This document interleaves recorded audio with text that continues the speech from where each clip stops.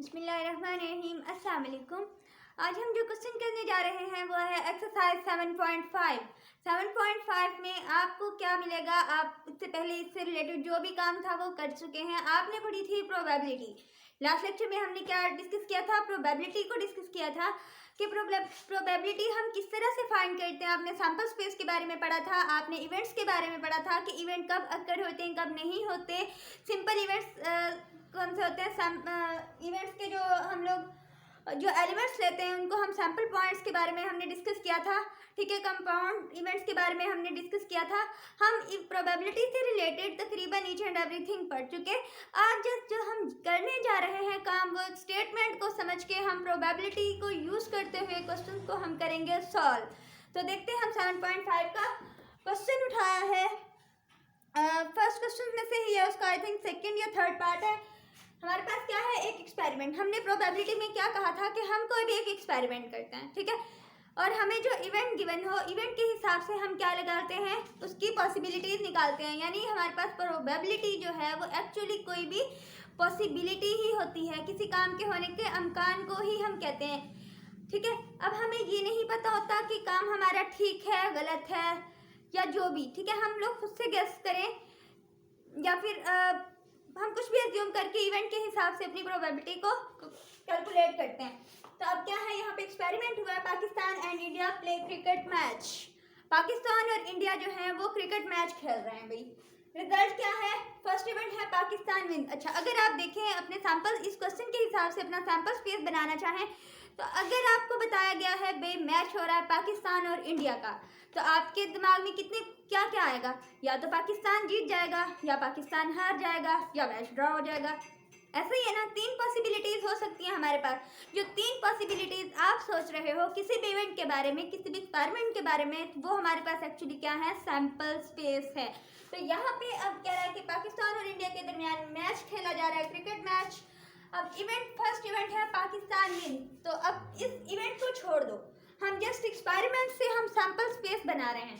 ठीक है, अब यहाँ पे जो हमारे पास सैंपल स्पेस होगा वो क्या बनेगा, सैंपल स्पेस जो है वो हम क्या बना सकते हैं, हमारे पास कितनी पॉसिबिलिटीज हैं, या तो पाकिस्तान जीत जाएगा, पाकिस्तान विन, ठीक है, पाकिस्तान जीत जाता है, पाकिस्तान लूज, पाकिस्तान हार जाता है, ठीक है, या तीसरी पॉसिबिलिटी क्या है हमारे पास, या मैच ही ड्रॉ हो जाएगा, मैच इज ड्रॉन। अब हमारे पास क्या बनी है पॉसिबिलिटीज, या तो पाकिस्तान जीत जाएगा, या हार जाएगा, या मैच ही ड्रॉ हो जाएगा। ठीक है, अब हमने क्या करना है, एन ऑफ एस फाइंड करना है। हम जानते हैं अपनी प्रोबेबिलिटी का फार्मूला। आपने प्रोबेबिलिटी का फार्मूला पढ़ा था, N of E is equal, sorry, P of E is equal to N of E over N of S, कि हमारे पास जो है वो favourable outcome divided by total number of sample space. जितने भी एलिमेंट्स होंगे सैंपल स्पेस का, ये टोटल सैंपल स्पेस, उसे हमने डिवाइड करना है अपने फेवरेबल इवेंट के जो फेवरेबल आउटकम था उसमें से। ठीक हो गया, ये रेशो थी हमारे पास। तो अब हमें सबसे पहले क्या चाहिए, हमने सैंपल स्पेस के एलिमेंट्स देखने हैं, नंबर ऑफ एलिमेंट्स कितने होंगे, सैंपल स्पेस के कितने केसेस हैं, या तो पाकिस्तान जीता, या हारा, या मैच ड्रॉ हो गया। तो हमारे पास एन ऑफ एस क्या होगा, 3 हो जाएगा। ठीक हो गया, अब हमारे पास जो इवेंट है, अपने इवेंट पे आए, तो इवेंट क्या है, पाकिस्तान विन्स। इवेंट क्या है यहाँ पे कि पाकिस्तान जो है वो क्या हो जाता है, जीत जाता है। अगर पाकिस्तान जीत जाएगा तो हमारे पास जो इवेंट है वो क्या है, इवेंट, इसको मैं ए का नाम दे देती हूँ। तो मेरे पास ए क्या बनता है, पाकिस्तान विन। उन्होंने बताया है कि पाकिस्तान क्या है, वो जीत गया, पाकिस्तान विन। तो अब यहाँ पे मेरे पास देखें, एन ऑफ ए क्या होगा, N of A is equal to, event में क्या है, एक एलिमेंट 1 है। ठीक हो गया, अब हम इसकी प्रोबेबिलिटी फाइंड करना चाहते हैं। हमें इवेंट भी मिल गया, हमें सैंपल स्पेस भी पता है, हम प्रोबेबिलिटी फाइंड कर सकते हैं। पी ऑफ ए, इवेंट की प्रोबेबिलिटी फाइंड करते हैं ना, तो यहाँ पे इवेंट हमने ए को ए कंसीडर किया, तो P of A is equal to N of E over, sorry, n of A over N of S. N of A हमारे पास क्या है, 1 है, 1 ओवर, और एन ऑफ एस क्या है हमारे पास, 3 है। तो हमारे पास जो प्रोबेबिलिटी आ रही है वो हमारे पास क्या आ रही है, 1/3। हमारे पास 1/3 क्या है, प्रोबेबिलिटी है। अच्छा, अब ये तो हो गया एक केस। दूसरे में क्या आता है, इंडिया डज नॉट लूज। वही है कि इंडिया और पाकिस्तान क्रिकेट मैच खेल रहे हैं, लेकिन अब यहाँ पे जो इवेंट दिया हुआ है वो ये है कि India does not lose, India नहीं हारता।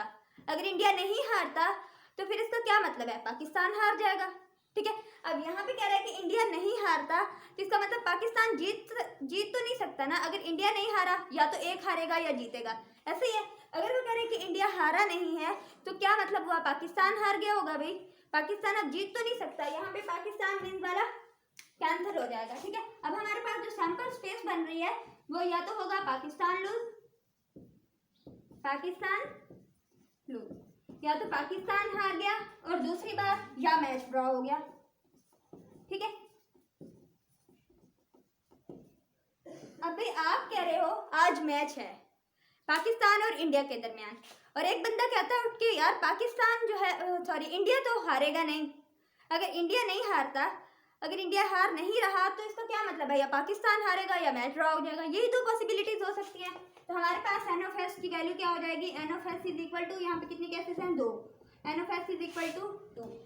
ठीक है, अब इवेंट क्या है, इंडिया डज नॉट लूज, यहाँ पे इंडिया डज नॉट लूज, ये हमारे पास क्या है, इवेंट है। उस इवेंट को लेट्स पे मैंने बी कह दिया है, इवेंट को मैं क्या नाम दे देती हूँ, बी का। तो इवेंट यहाँ है बी।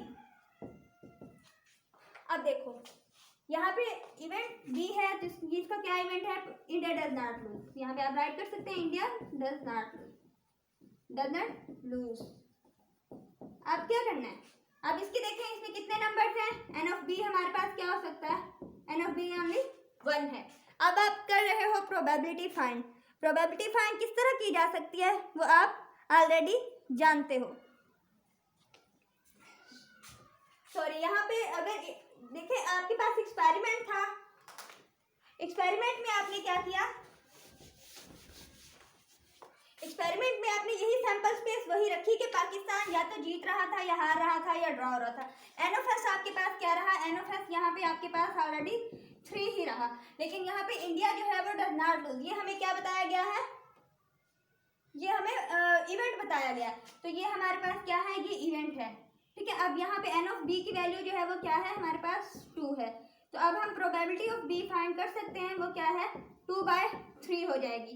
क्यों, क्योंकि हम लोग जानते हैं फार्मूला क्या होता है, N of B over N of S. यहाँ पे पुट करेंगे तो हमारे पास जो प्रोबेबिलिटी आ जाएगी वो क्या होगी, 2/3 होगी। ठीक है, एक तो ये हो गया हमारे क्वेश्चन। लेकिन नेक्स्ट क्वेश्चन जो हम करने जा रहे हैं उसमें मैं आपको बताती हूँ कॉइन की बात। कॉइन अगर हम उसको ट्वाइस या थ्राइस टाइम जो है टॉस करें उसका, तो हम किस तरह से प्रोबेबिलिटी फाइंड कर सकते हैं। अब हमारे पास एक क्वेश्चन है आपके सामने, हमने एक्सपेरिमेंट क्या करना है, आप fair coin is toss 3 times. एक हमने सिक्का लिया, लेकिन याद रहे कि फेयर कॉइन हो। ठीक है, फेयर कॉइन से क्या मतलब है कि मतलब एक साइड पे हेड और एक साइड पे टेल जरूर हो। कुछ सिक्के ऐसे भी होते हैं जो बच्चे छोटे फ्रॉड करते हैं, ऐसे ही वो दोनों साइड पे सेम बना लेते हैं, या दोनों साइड पे हेड होता है या दोनों साइड पे टेल होता है। ठीक है, वो वाला सिक्का नहीं लेना, आपने फेयर कॉइन लेना है जिसकी एक साइड पे हेड हो और एक साइड पे टेल हो। फेयर कॉइन इज टॉस्ड, आपने एक उसको टॉस करना है 3 टाइम्स। कितनी बार करना है, 3 टाइम्स आपने टॉस करना है। तो अब देखिए एक्सपेरिमेंट से आपने सैंपल स्पेस का अंदाजा लगाना है। ठीक है, आपके पास अब सैंपल स्पेस क्या बनेगा, आप इवेंट पे अभी ना जाएं, आप जस्ट एक्सपेरिमेंट अपना देख के उससे पॉसिबिलिटीज बताएं कि आपके पास अगर आप टॉस कर रहे हो किसी भी एक फेयर कॉइन का, तो और वो भी 3 टाइम्स कर रहे हो, 3 बार आपने करा है टॉस, तो अब आप क्या करोगे, आपके पास सैंपल स्पेस क्या होगा, सैंपल स्पेस जो है वो S इज इक्वल टू, वो क्या होगा, आपने 3 बार किया है तो इसका मतलब आपके पास 3 सिक्के हैं। ठीक है, ऐसा हो सकता है कि आपके पास तीनों बार हेड आए, आपने एक सिक्के को 3 बार टॉस किया, उसका हो सकता है कि तीनों बार आपके पास हेड आए, हो सकता है कि आपके पास 2 बार हेड आया, एक बार टेल आ गया। ये भी पॉसिबिलिटी है कि आपके पास पहली बार हेड आया, दूसरी बार टेल आया, तीसरी बार हेड आ गया। ठीक है, आपके पास चौथी पॉसिबिलिटी क्या हो सकती है कि पहली बार टेल आ गया, दूसरी बार हेड आया, तीसरी बार भी हेड आया।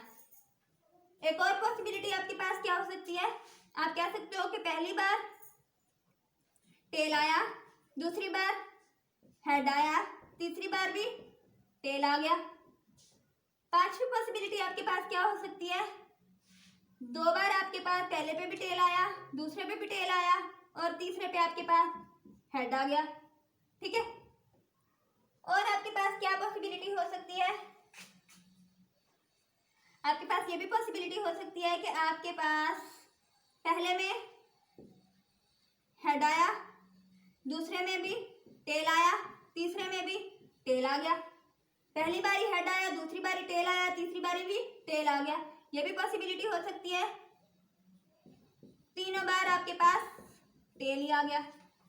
देखें, आपने एक कॉइन को 3 टाइम्स जो है वो उसको टॉस करवाया, तो आपके पास अब कितनी पॉसिबिलिटीज हैं। ऐसा भी हो सकता है कि आपके पास तीनों बार हेड आ जाए, ये भी हो सकता है कि 2 बार हेड आए और तीसरी बार आपके पास टेल आ जाए, ये भी हो सकता है कि पहले हेड आए, दूसरी बार टेल आए, तीसरी बार आपके पास हेड आ जाए, चौथी बार आपने टॉस मतलब ये भी पॉसिबिलिटी हो सकती है आपके पास कि पहली बार टेल आए, दूसरी बार हेड आए, तीसरी बार भी हेड आ जाए। एक ये भी पॉसिबिलिटी हो सकती है कि टेल आए, फिर हेड आए, फिर टेल आए, फिर टेल आए, फिर हेड आए, हेड के साथ 2 बार टेल आ जाए, 3 बार टेल ही आए, हेड आए ही ना। ठीक है, आपके पास ये कितनी है, ये सारी पॉसिबिलिटीज हो सकती हैं। अगर आप एक सिक्के को 3 बार टॉस करवाते हो तो आपके पास देखें, ये आपके पास सैंपल जो है NO+ कितना बनेगा, इसके एलिमेंट्स को काउंट करें, 1 2 3 4 5 6 7 8, आपके पास टोटल एलिमेंट्स कितने बनते हैं, 8 बनते हैं। 8 पॉसिबिलिटीज आपके पास मौजूद हैं एक सिक्के को 3 बार उछालने के लिए। ठीक हो गया, उसको टॉस करने के लिए 8 पॉसिबिलिटीज हैं। अब हम जाते हैं अपने इवेंट की तरफ। पहले तो हमने एक्सपेरिमेंट से ये अंदाज़ा लगाया, अपना सैंपल स्पेस बनाया कि हमारे पास कितनी पॉसिबिलिटीज़ हो सकती हैं, किस किस तरह से सिचुएशन आ सकती है, वो तो हमने कैलकुलेट कर ली। अब हम जाते हैं अपने फर्स्ट इवेंट की तरफ। वो कह रहे हैं कि हमारे पास इवेंट ऐसा है कि सिर्फ हर बार टेल ही आए, एक टेल उसमें होना चाहिए। हम 3 बार सिक्के को उछालें और हमारे पास सिर्फ एक बार टेल आना चाहिए। तो अब देखें, एक बार टेल किस में है, इस वाले में है एक बार टेल, इस वाले में है एक बार टेल और इस वाले में है एक बार टेल। ठीक है, आपके पास जो इवेंट है, मैं इवेंट को ई का नाम दे दूं या बी का नाम दे दूं, जो मर्जी, तो मैं ए का नाम दे देती हूँ। आपके पास इवेंट क्या है कि आपके पास टेल एक ही होनी चाहिए, एक बार ही टेल आनी चाहिए। तो आपके पास कितनी पॉसिबिलिटीज हैं, एक HHT मतलब हेड हेड टेल हो सकता है, या फिर हेड टेल हेड हो सकता है, या ये पॉसिबिलिटी हो सकती है टेल हेड हेड हो जाए। ठीक है, आपके पास ये है। अब NOA देखें, इसमें कितने एलिमेंट्स हैं आपके पास, यहाँ पे 3 एलिमेंट्स हैं। जब 3 एलिमेंट्स हैं तब हम इसकी प्रोबेबिलिटी फाइंड करना चाहें तो प्रोबेबिलिटी ऑफ ए क्या होगी, इस इवेंट की प्रोबेबिलिटी हमारे पास होगी NOA ओवर NOS। ठीक है, NOA की वैल्यू क्या है हमारे पास 3 है और NOS की वैल्यू क्या है हमारे पास 8 है। तो आपके पास जो प्रोबेबिलिटी निकल आई है वो 3/8 है। ठीक हो गया। अब हम चलते हैं अपने दूसरे इवेंट पे। दूसरे इवेंट में क्या है, एक्सपेरिमेंट वही है, आपने एक कॉइन लिया, उसको 3 टाइम्स जो है वो टॉस करवाया। अब जब आप 3 टाइम्स टॉस करवाओगे तो आपके पास सैंपल स्पेस यही रहेगा, यही है ना, किसी भी सिक्के को 3 टाइम टॉस करवाने की यही पॉसिबिलिटीज हो सकती हैं, 8 पॉसिबिलिटीज जो कि आपके सामने है। तो यहाँ भी आपका जो सैंपल स्पेस है वो क्या होगा, NOS जो है वो क्या होगा, वो 8 ही होगा। सैंपल स्पेस तो सेम एक्सपेरिमेंट का वही रहेगा ना। अब इवेंट पे जाते हैं। इवेंट क्या कहता है, लेट एटलीस्ट 1 हेड। अब इवेंट कह रहा है कि आपके पास टॉस करने से सिर्फ एटलीस्ट 1 हेड, सिर्फ एक हेड होना चाहिए।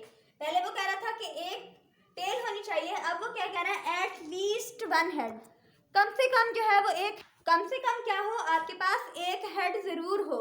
हेड एक से ज्यादा भी हो सकते हैं, लेकिन वो कह रहा है कम से कम एक हो।